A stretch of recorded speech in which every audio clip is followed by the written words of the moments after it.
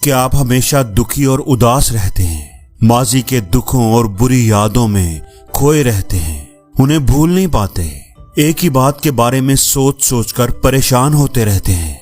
अगर आपसे कोई गलती हो जाए या कोई आपको कुछ कह दे तो पूरा दिन आप उसी के बारे में सोचते रहते हैं। ये मैंने क्या किया, उसने मुझे ऐसा क्यों कहा, उसने ये क्यों किया। यही बात पूरा दिन आपके जहन में घूमती रहती है। आप खुद को बुरा भला कहते हैं, अपनी किस्मत को कोसते हैं और या फिर उस शख्स को नीचा दिखाने के मंसूबे बनाते रहते हैं। अपनी इसी आदत की वजह से आप अपने काम पर भी ध्यान नहीं दे पाते।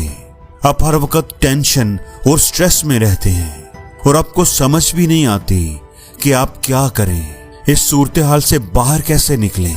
दोस्तों, यही ओवर थिंकिंग है। एक स्टडी के मुताबिक 25 से 35 साल की उम्र के तकरीबन 73% लोग और 45 से 55 साल की उम्र के तकरीबन 52% लोग ओवर थिंकिंग करते हैं।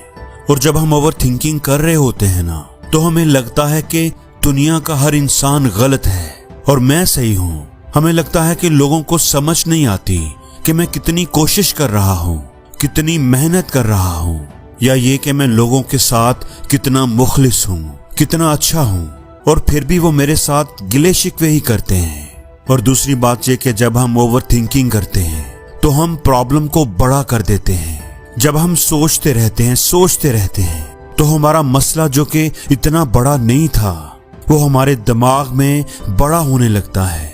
एक्चुअल में वो बड़ा होता नहीं है, लेकिन हम उस पर फोकस इतना कर लेते हैं, उसके बारे में सोचते ही इतना है कि वो हमें बड़ा महसूस होने लगता है। और जितना वो बड़ा होने लगता है उतनी ही ज्यादा वो हमें तकलीफ देता है। अब आप सोचेंगे ये कैसी बात है, सोचने से प्रॉब्लम कैसे बड़ी हो सकती है? प्रॉब्लम तो पहले ही बड़ी थी।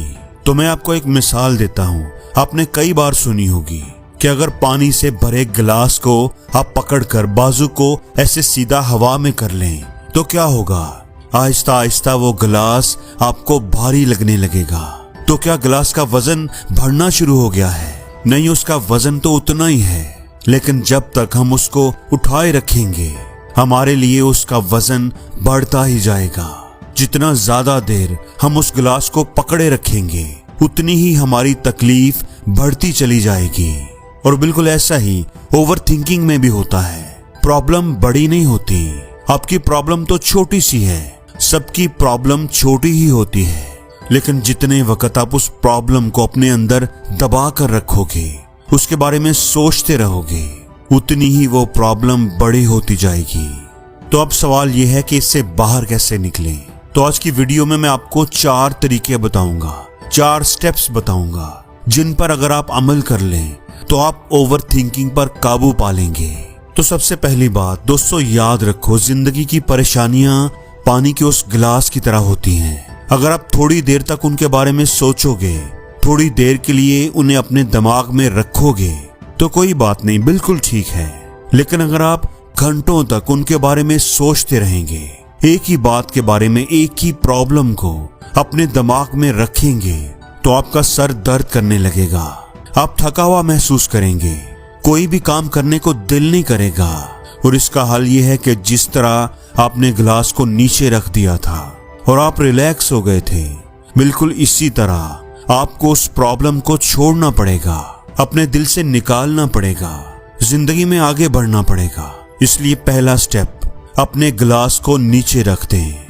दूसरा काम बड़ा ही सिंपल है, जिसका नाम है बॉडी मूवमेंट इंटरप्ट। दोस्तों, क्या आपने कभी गौर किया है कि आप ओवर थिंकिंग कब करते हैं? आप कहीं बैठे हुए होते हैं, कोई काम कर रहे होते हैं, किताब खुली होती है और आप कहीं ख्यालों में खो जाते हैं, एक थॉट से दूसरी थॉट, आपको वक्त का एहसास ही नहीं होता और कितना ही टाइम गुजर जाता है। ऐसा ही होता है ना। ओवर थिंकिंग हमेशा तब शुरू होती है जब आप पुरसुकून अंदाज में कहीं बैठे हों।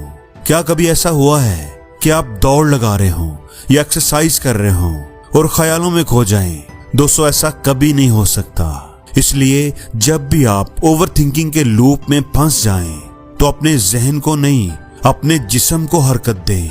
उठकर 10 पुशअप्स लगाएं, 5 मिनट की तेज वॉक करें या ठंडे पानी से अपना चेहरा धो लें। याद रखो, जब जिस्म हरकत में आता है तो दिमाग में सोच का लूप टूट जाता है। तीसरा स्टेप बड़ा ही इंपॉर्टेंट है, इसको कहते हैं थॉट डंप टेक्निक। और इसमें आपने करना क्या है, जब कभी आप ओवर थिंकिंग करना शुरू करो, मतलब आप कोई काम कर रहे हो, कोई असाइनमेंट बना रहे हो, पढ़ाई कर रहे हो और आपके दिमाग में मुख्तलिफ तरह के ख्यालात आ रहे हैं, ये भी करना है, वो भी करना है, और उस ओवर थिंकिंग की वजह से आप फोकस नहीं कर पा रहे, तो उसका सोल्यूशन मैं आपको बताता हूँ। फर्ज करो आप पढ़ाई कर रहे हो, फिजिक्स की तैयारी कर रहे हो और आपके जहन में आ रहा है कि अभी केमिस्ट्री की तैयारी भी करनी है। इंग्लिश का पेपर मेरा इतना अच्छा नहीं हुआ, पता नहीं उसमें कितने मार्क्स आएंगे। तो आप एक पेपर लो और वो काम, वो पॉइंट्स जो आपके दिमाग में आ रहे हैं, उनको उस पेपर पर लिख लो। अच्छा, लिखने से क्या होगा? लिखने से दो काम होंगे। सबसे पहले तो जब आपने लिखना है तो आपने अपने दिमाग को बताना है कि ये सोच जो तुम्हारे अंदर आ रही है ये अहम है, मैंने नोट कर ली है, लेकिन अभी मैं ये असाइनमेंट कर रहा हूँ और जब मैं ये काम कर लूंगा तो फारग होकर तसल्ली से इस प्रॉब्लम के बारे में सोचूंगा। तो इससे क्या होगा? आपके दिमाग की तसल्ली हो जाएगी कि आपने वो पॉइंट नोट कर लिया है और आपका ध्यान उसकी तरफ कम हो जाएगा।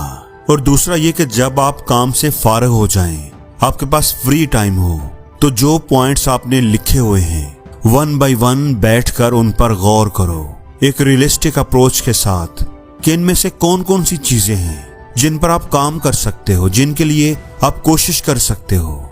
अगर आप अपने रिजल्ट की वजह से परेशान हो तो भाई कोई फायदा नहीं, पेपर आप दे चुके हो, जो आपने करना था कर लिया। क्या अब आप कुछ कर सकते हो? तो जवाब है नहीं, अब आप कुछ नहीं कर सकते। तो इसलिए परेशान होना छोड़ दो। दूसरा काम क्या था? आप टेस्ट की वजह से परेशान थे, तो क्या आप उसके लिए कुछ कर सकते हो? हाँ, कर सकते हो, पढ़ाई कर सकते हो, मेहनत कर सकते हो। तो अभी जो टाइम आपके पास है उसे पूरी तरह यूटिलाइज करो, मेहनत करो। तीसरा स्टेप, फौरी फैसला करने की आदत। अपने फैसलों को टाइम के साथ बाउंड करो। अब देखो, जिसको ओवरथिंकिंग की आदत होती है तो वो आदत आहिस्ता आहिस्ता उसके छोटे छोटे डिसीजंस में भी आ जाती है। ऐसे लोग रोजमर्रा के छोटे छोटे कामों का फैसला करने पर भी बहुत टाइम लगाने लगते हैं। आज कपड़े कौन से पहनने हैं, खाना खाने कौन से रेस्टोरेंट में जाना है, इन टाइमों पर भी बहुत सोचते हैं। तो इसलिए आपको ओवरथिंकिंग का लूप तोड़ने के लिए ये करना है कि छोटे छोटे डिसीजंस को जल्दी करने की कोशिश करनी है कि यहाँ पर कोई इतना बड़ा नुकसान तो नहीं हो जाएगा, इसको तो मैं जल्दी करने की कोशिश करूं। अगर गलत हो भी गया तो कोई बड़ा नुकसान तो नहीं होगा ना। इससे क्या होगा? आपके माइंड को जल्दी फैसला करने की आदत पड़ेगी। और जब आप छोटी छोटी चीजों पर जल्द डिसीजन लेते हो तो कभी फायदा होता है और कभी नुकसान, लेकिन आपके दिमाग को आदत पड़ती है जल्दी डिसीजन लेने की और आपका कॉन्फिडेंस बढ़ता है और ओवरथिंकिंग कम हो जाती है।